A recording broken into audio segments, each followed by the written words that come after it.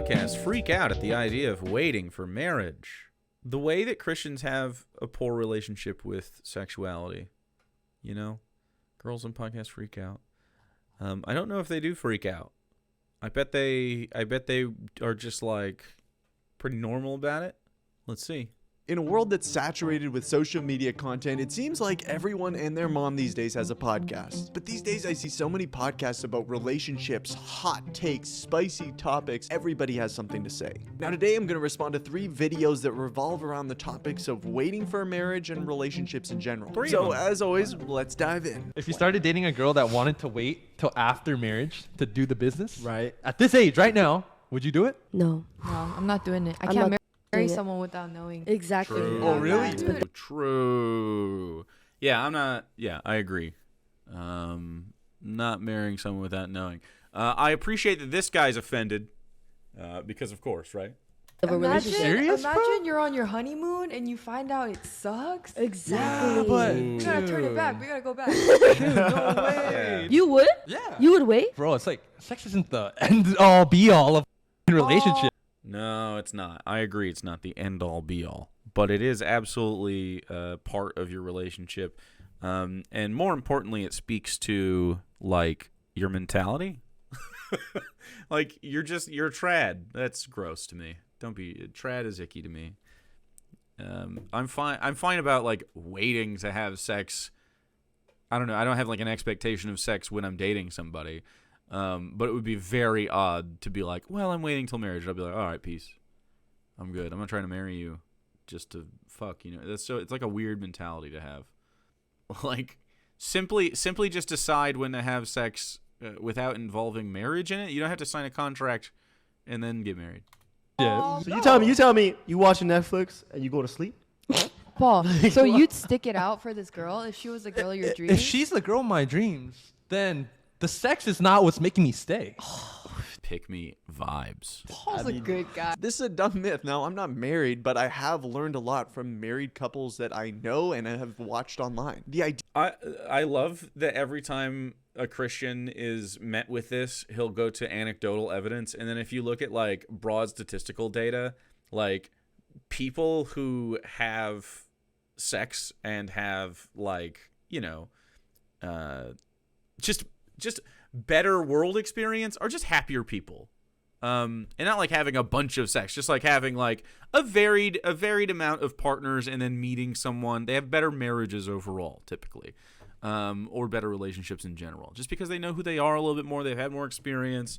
There's lots of pressure for young people to get married so fucking early, and it doesn't make a lot of sense to me. that you need to figure out if you're sexually compatible before you get married is only relevant if you approach relationships with the mindset of what I can get. But if That's the opposite. This is the opposite. This is how Christians view relationships. You're like, how can I get a wife and then get to have sex with her? But I have to do it within the confines of like religion. It's crazy, dude.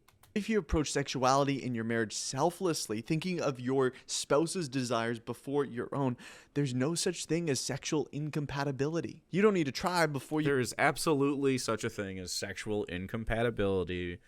That's crazy. Like, he's obviously a man with very little experience in this case. Like, that's nutty.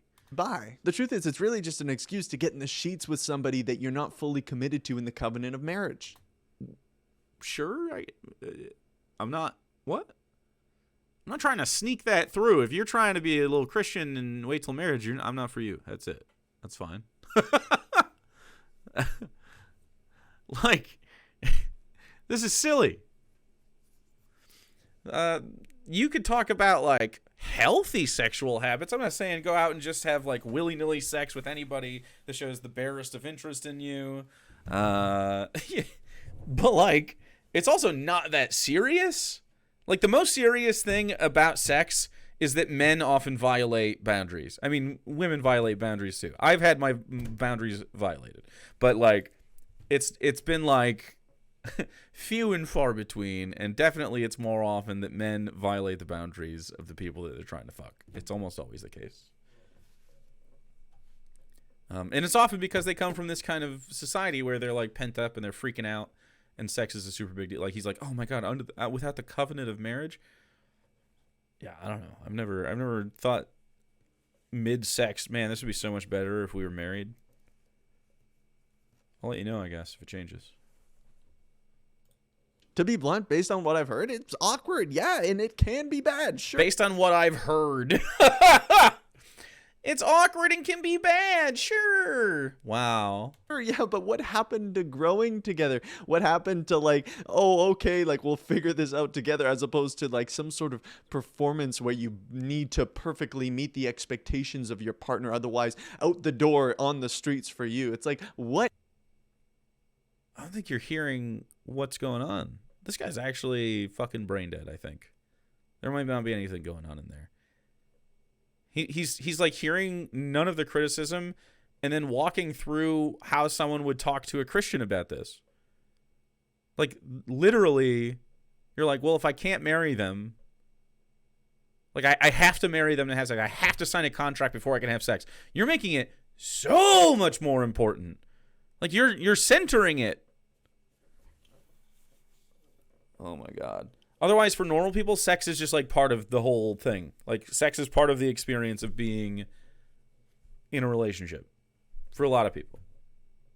It's not even like the central part of most people's relationships. We're kinky, and it's not the central part of our relationship. You know what I mean?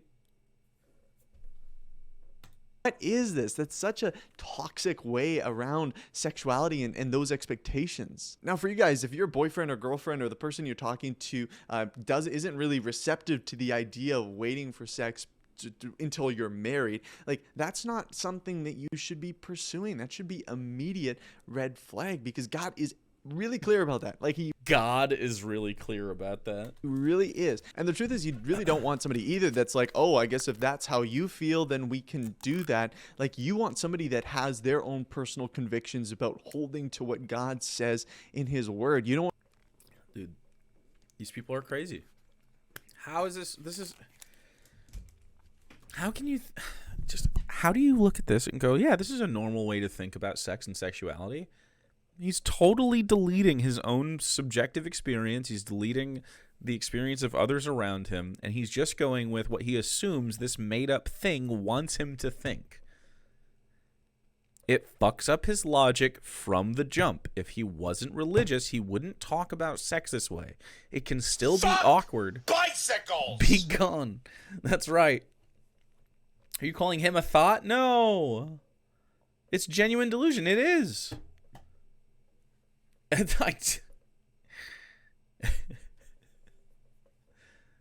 This isn't a benign belief. It pervades every aspect of society. This is a foundational aspect of his sexuality that is flawed from the beginning. want to be the only one. And that's, you can also secularly choose to wait until marriage, I guess. But like, I would be shocked to find out that a secular person waits till marriage without alluding to the social convention of conservative Christianity and doing so as well. Every single one of those people is virtue signaling about it. Oh, I'm waiting till marriage for it. Like, shut up. You can wait to have sex to whenever you're comfortable. That's 100% fine. The institution of marriage laying on top of it seems quite suspicious to me. The one that says, this is what we got to do, this is how we should go about this because this is honoring to God. You want to be on the same page in that way so you can encourage each other and not lead each other into temptation. Maybe you're thinking... Temptation between each other, man? You can't be tempted by your fucking partner? Yeah, Isaac, well, it's just this one little thing, and like we line up on pretty much everything else. Like, maybe I won't find somebody else. In that context, you're being led by fear and worry, and that's not a good way to approach a relationship, thinking that you need to cling on to this because you feel like there's nobody else that will ever love you. Or what happened to growing together, my dude? No. We have to be strict in our adherence to these beliefs, and we can only grow around that. We can't grow independently of that. Do you hear him?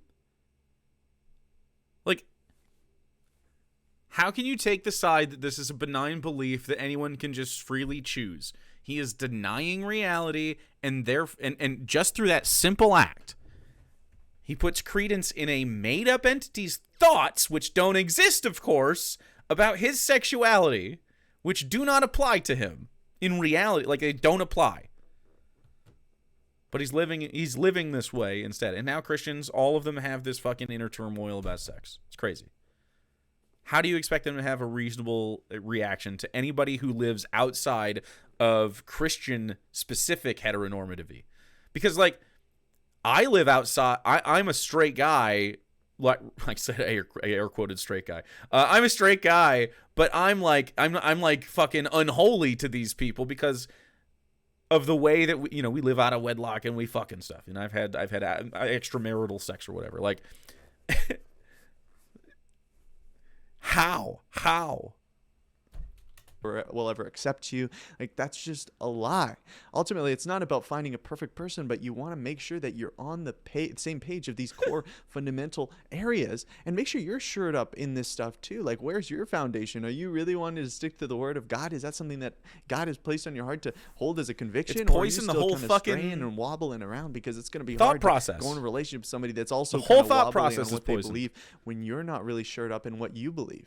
The assumption very often is that you We're have getting them, lads. Keep being to sort of run the gauntlet of hookup culture in order to find a partner. One of the things that I advise in the book, which I'm told is a complete crazy thing to advise, is to hold off on having sex for a few months in the first few months of a relationship, because it's a good way of testing whether he's serious about you. It's a good way of not being clouded by hormones if you're trying to, like, vet a partner. And I hear from women, I'm like, what are you talking about? What kind of man is going to wait 3 months? This is another conservative podcast. I mean, if you personally want to wait 3 months or whatever, cool. But that seems like an arbitrary, like, timeline. You know what I'm saying?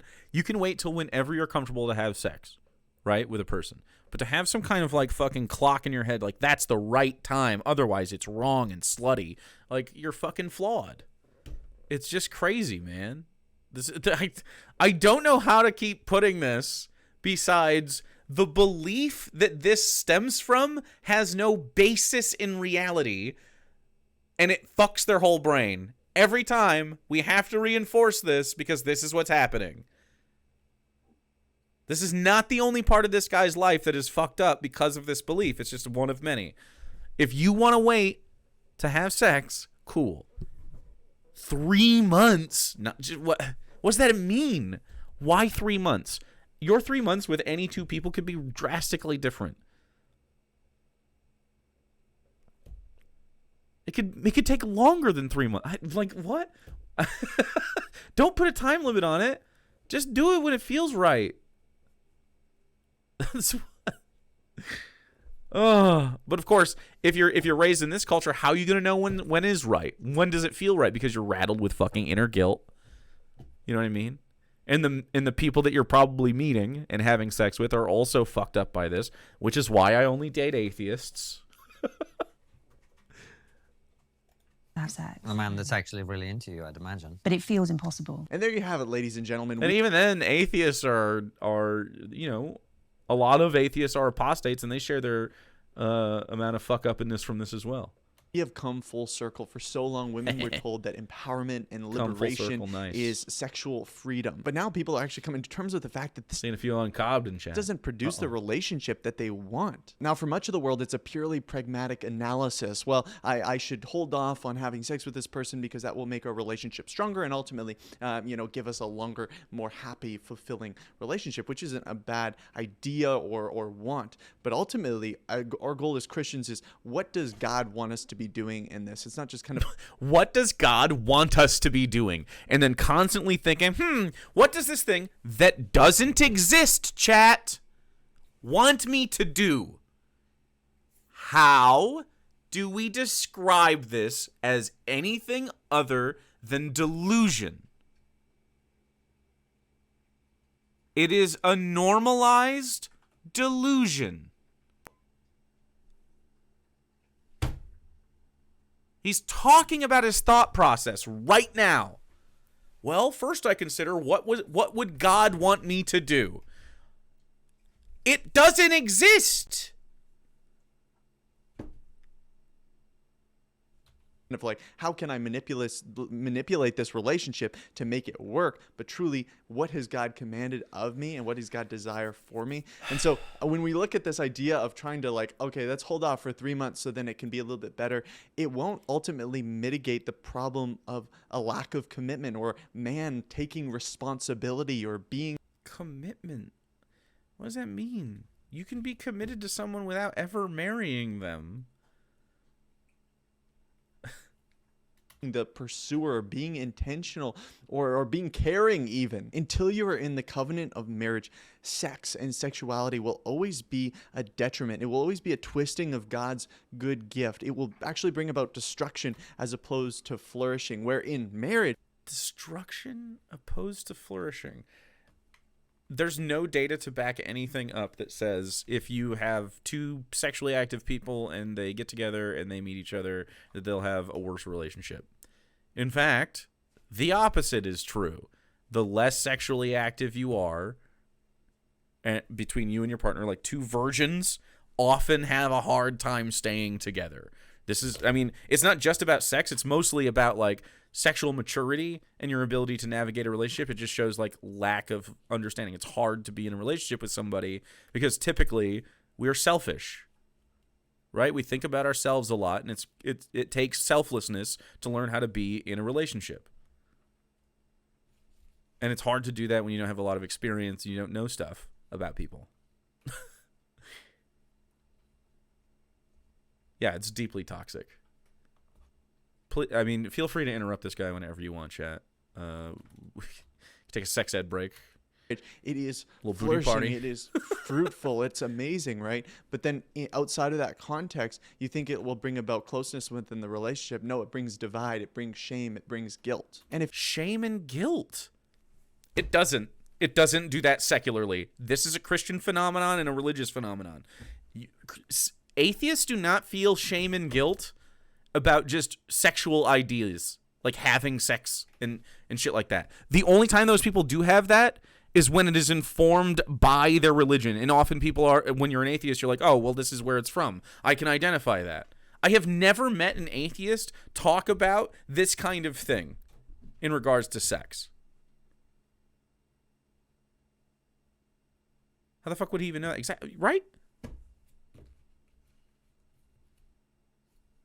God. So fucking corrupted.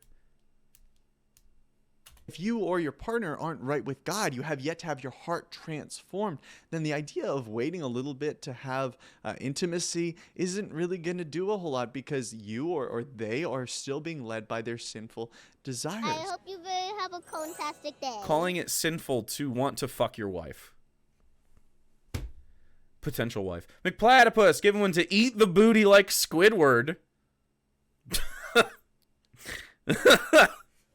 That is a solid gifted stuff. Thank you so much, McPlatypus. You've been married for going on 34 years, Mr. Scaramanga. Dude, I remember, am I crazy? Did you subscribe to me on your 30th anniversary? I feel like you did. McPlatypus, thank you again. A skosh of momentum. Quick tangent to talk about dating a non-Christian. It is much bigger than just what you're going to teach your kids. God, if she's the one, please make it clear. Bro, she's not a Christian. Yeah, I know. I'm just trying to see if it's God's will for me to date her or not. Okay, but the Bible already says we shouldn't be unequally yoked with unbelievers, and I mean, I agree. Don't date Christians. They're wacky. Don't remember I'm old. That's okay. 34 years. That's dope as fuck. And that's especially true for romantic relationships. Okay, I get it. I'm just trying to see if there's an exception here. Like, I'm just trying to get a word from God. Man, don't try to sidestep God's word, what he's already made clear. I know it can be a tough pill to swallow sometimes, but you need to know it's ultimately for your good. Now, Fuck. You need to know it's ultimately for your good. To just have antisocial behaviors and deny your attraction to someone that you like because they have differing beliefs. Fantastic. Please summon Cornthulu to end this false prophet sermon chat. Dr. Gamble, thanks for the 100 biddies. Wants a corn Thulu bad. Thank you, Mr. Scaramanga. You're the best.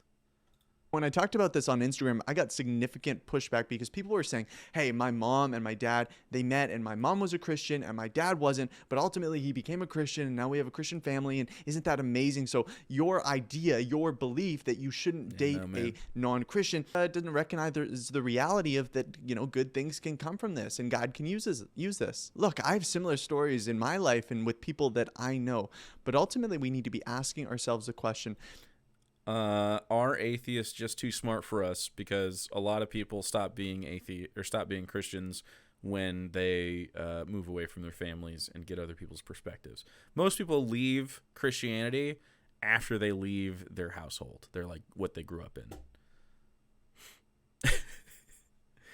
Hype is one of the spell components to summon Corn Thulu. It's true.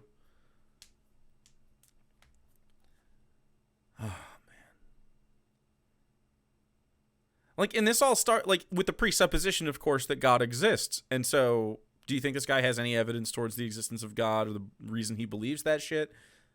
No, of course not. None of them do. Does the fact that God used an unwise decision to bring about something great justify our constant making of those unwise decisions? Like, are we in the back of our mind saying, well, I know this isn't good, or this isn't ideal, or this isn't maybe even God glorifying and isn't a wise decision, but God could bring something really amazing out of it. Like, yeah, but we're stepping into sin. Like, God directly says, like, do not step into sin. Do not be unequally yoked with unbelievers. I know people are still not going to be convinced. They're going to say, no, I can convert them, or I have examples in my life of it going good afterwards. But the truth is like, do you really want to not only kind of rebel against God's wish for you? Rebel against God's wish. We're shadow boxing against a fake thing in denial of our just our emotions, just our thoughts. It's why they have so much inner turmoil about this. This isn't content. This isn't anything that anyone should be worried about. Waiting till marriage. It's a crazy notion. It's actually just unhinged. Go. Why does sin even exist? Why would God have such an awful thing? Because he allowed Satan into the Garden of Eden. But also, he knew he was there, by the way. Kind of enter into this situation where you are either forced at the end of the day, if they do not convert, to you either compromise or to enter this relationship where they're following the ways of the flesh and you're walking in the ways of the spirit, and there is a direct divide there. Like, do you really want to enter a relationship like that? I know some people say, well, I'll break up with her if she doesn't become a Christian at the end of the day. It's like, really? Like, you want to have all of that time leading up to this moment where you just have to break up with her because she didn't make that decision. I know people think it's a great... So now he's worried about the sunk cost fallacy of dating a non-believer, because from the jump he's like, oh, I can fucking convert this lady. Yeah. Opportunity to be a witness and be, I can be a good example, but you don't want to bring that into a relationship. You can do that as a friend. You can be a witness as a friend, and yeah, you can help people grow within a relationship, but if they don't have that core fundamental foundation of a relationship with Jesus, it is going to be extremely challenging. And it's going to be extremely challenging. Ugh. It is hard to date out of the cult. It would be tough. It's about not wanting to wear condoms. I don't know. They just want to get married. They want to lock that shit down because they're all scared. They're all like horrified. And that's part of the reason why God doesn't want us to enter into those relationships. I know some of you aren't convinced. That's fine. This is my perspective. This is what I believe God is teaching in his word. But I would just caution you to not just say, oh, well, God can bring something good out of this. Like, you're immediately justifying the fact that it's not the wisest decision. It feels like if you go out there on the Thanks for dating watching market Purple and you Nickel. have that restriction applied, you can't compete. Well, you can't compete. You're not going to get as many dates, but the point of dating isn't to get a date. I don't know what the studies show, but I would argue that this isn't good for men either, and it doesn't make men happy either, because actually men also feel disgust about hookup culture and sex. It might be like a bit of a status boost and a temporary fleeting moment of joy or whatever, but actually... Hookup culture. Talking about hookup culture. So there's toxicity involved with like ghosting people and stuff. But like you know, this comes from a culture hookup culture exists as a subculture, a counterculture to Christian oppressive sexuality culture, you know what I mean? Like this idea, this purity culture. It's a direct rebound of that. It's a reflection of it. It wouldn't exist in a culture that just valued people's like sexuality from the jump and gave them quality sex ed from, you know, early ages. It just comes from a bunch of people that don't know what the fuck they're doing. You know, they don't value consent. They don't value, you know, necessarily sexual health.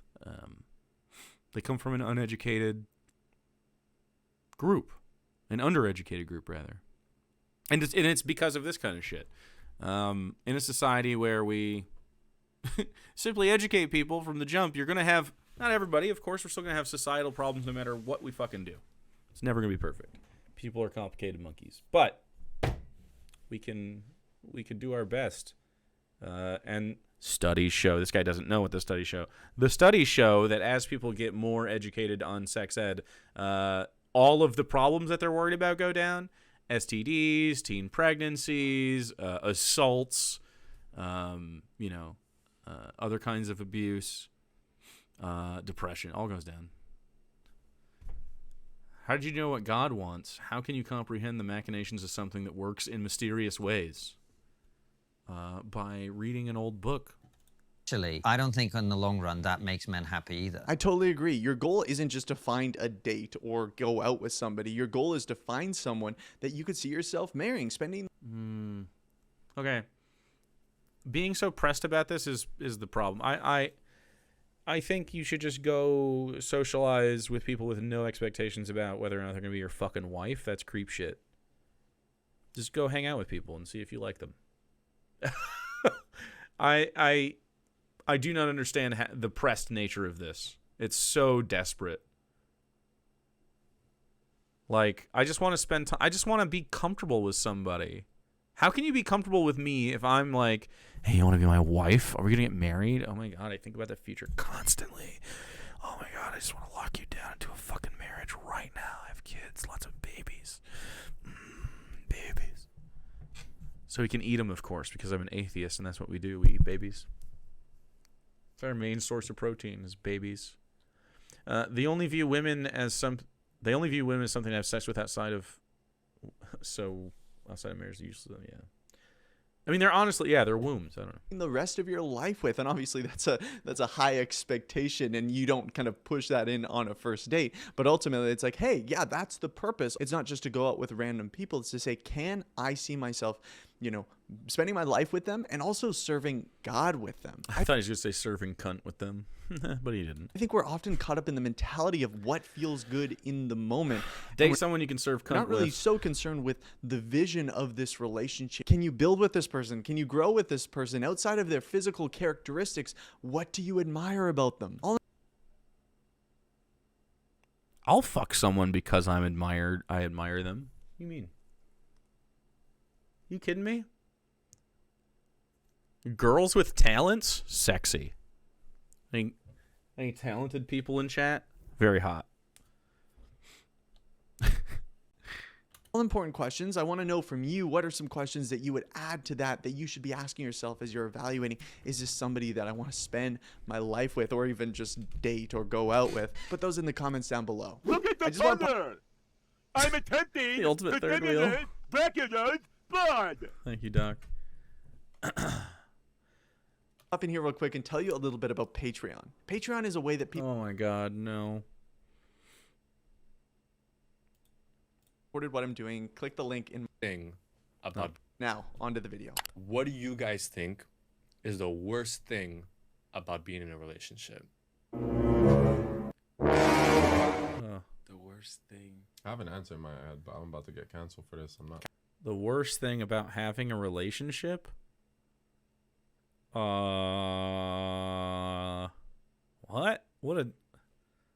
The worst thing? What? I'm trying to think of the drawbacks of having a good relationship. There are none. Nope. There's not one. I like it a lot. Canceled. Get canceled. Yeah, get canceled. No. I'll get canceled with you. You say what you want to say, and I'll say like I agree. Yeah, right. I mean, because it's only beautiful things to be in a relationship, but I'll say the bad thing is well, you don't have options anymore. Monogamy is the bad thing about relationships. I have great news. I have great news for you. I don't agree. What do you mean you don't have options and don't have? I just got to make a statement to the camera, to my wifey. I don't agree with that. I'm super happy with just one option. You know, I think a lot of men. Yeah, I mean, that said, like, I might be poly, but it's not like I'm not like out here trying to fuck all the time. Like, that's not a drawback of a relationship. If Sarah wanted to be monogamous, I would be monogamous and be just happy with it. Like, that's crazy, dude. That face. Yeah. What is this? This is a Christian very upset that people have sex out of wedlock. And women can They don't want their partner to look for options. Exactly. with this sentiment, but I think it's in large part due to like the Tinder movement and Tagging it, wagging it, chopping that meat. Problem. Use these bits to stave off the creepy Christian vibes. Yeah, with whacking meat. Necessarily online dating, but that we are so connected on social media, sliding into somebody's DMs. There are so many options for so many folks. I know some people, you don't feel that way, and maybe that's because your standards are that much more high, and that's a good thing. Like, take that as a badge of honor. But for a lot of folks in the world, it feels like, hey man, like there's so many people, hey man, there's so many options, and then you just get into comparison mode. You're looking and you're saying, well, all these things line up, but maybe I could find somebody just a little bit better, or just a little bit more attractive. I think generally, I'm glad you bring that up, because having been poly and married myself, people assume it's like a lifetime commitment to that format of relationship. Like, now I can't possibly be monogamous, so weird. Yeah, I mean, if Sarah was made uncomfortable by me having sex with someone else, I would do it because I value her comfort more than that. But yeah. But if we had like if Sarah and I had deep misunderstandings and disagreements about how to have a fulfilling sex life, it would deteriorate our relationship, of course. So, but that's not, we're good at it, each other. Mr. Scaramanga, 100 biddies. Thank you so much. Trying desperately to clap some cheeks instead of watch culture, this the guy. idea of settling down can be seen as like a burden to those who are just really in it for themselves. They're looking out for their long-term personal pleasure. And so the idea of settling down with one person, man, that's a risk. What if they don't give me what I need for the rest? Man. So, I'm a well-known wife guy. We're not actually married, but we're engaged, and I love Sarah so much. She's just a cutie patootie. I would squish her to smithereens right now. I'm deeply committed to her, and we like I don't know, man. You can have sex with other people and be committed. You can have friends. Like, it's just so different. These guys are addled, bro. Like, how come? Why can't Sarah and I have a girlfriend every once in a while? What the fuck? Is that fucked up? We can be committed. Idiot.